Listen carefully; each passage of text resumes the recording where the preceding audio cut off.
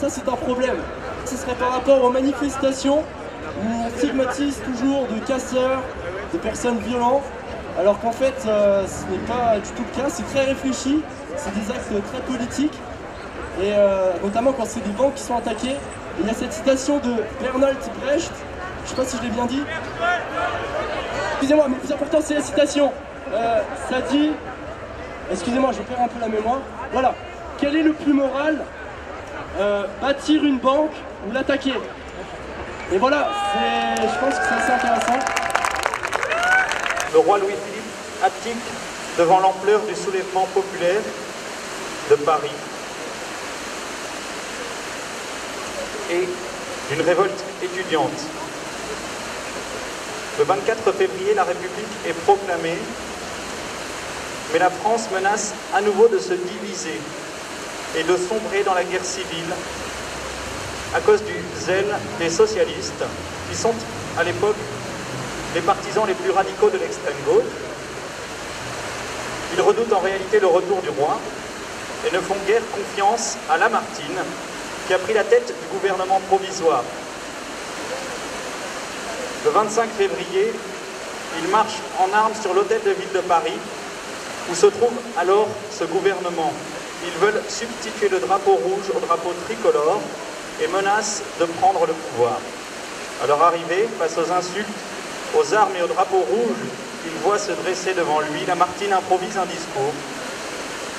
Alors que l'affrontement menace et que la garde nationale est contrainte de s'interposer, il appelle à l'unité de la nation. Il y a un point qu'il faudrait éclaircir clairement.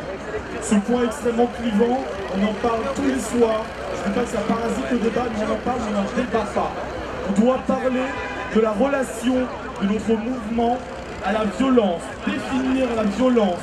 Quelle violence est légitime, quelle violence est illégitime, quelle violence nous acceptons, quelle violence nous rejetons.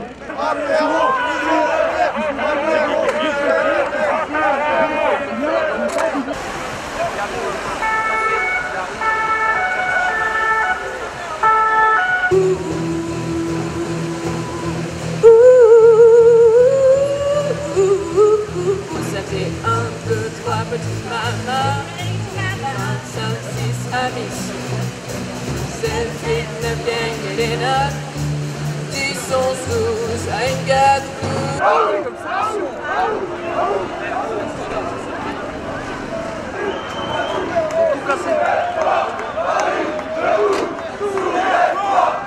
One, two, three, come on baby. 4, 5, 6, 6. 7, 8, 9, you're on my mind.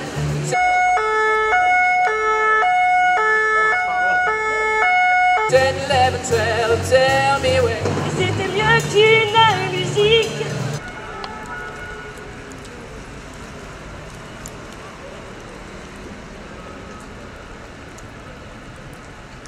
Un langage, une communion, une religion laïque.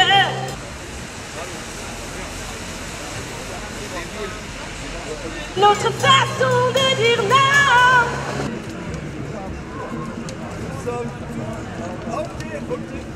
Paris, debout, soulève-toi. Paris, debout, soulève-toi.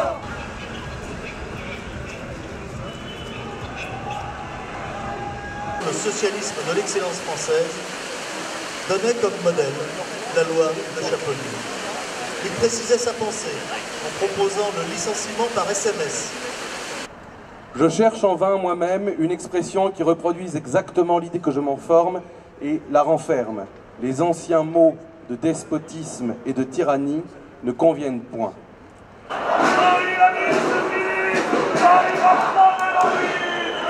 La chose est nouvelle, il faut donc tâcher de la définir puisque je ne peux pas la nommer.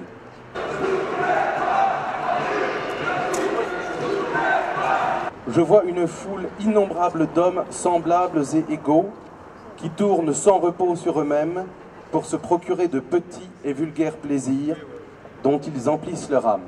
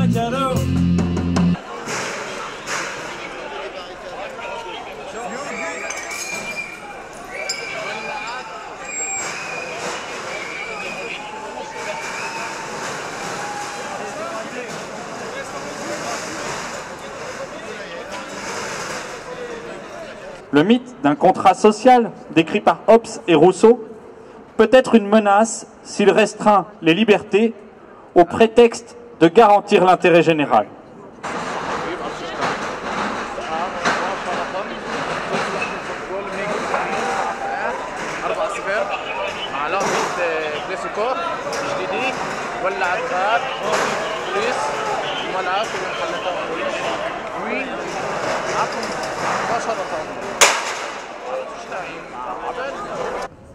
Ce qui fait dire aux penseurs libéraux, comme Benjamin Constant, qu'il faut garantir les libertés individuelles contre la souveraineté du peuple.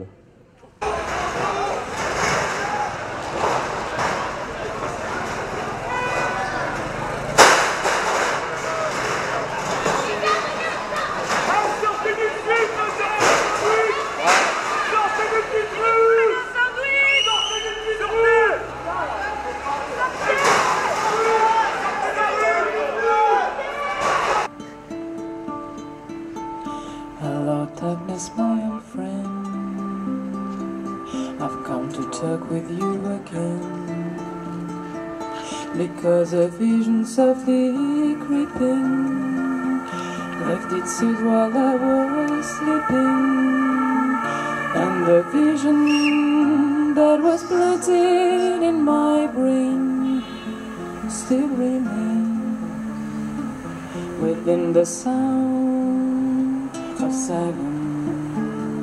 In restless dream I walked along narrow streets of cobblestone, near the halo of a street lamp. I turned my collar to the cold and damp, when my eyes were stared by the flash of a neon light that split the night and touched the sound of silence. And in the naked light I saw 10,000 people, maybe more,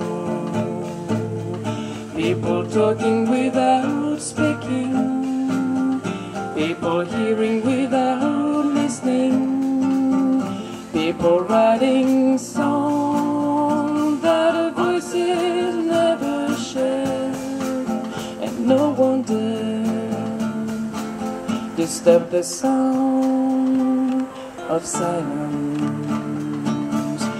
Nous allons chanter le chant de l'espérance et ensuite nous quitter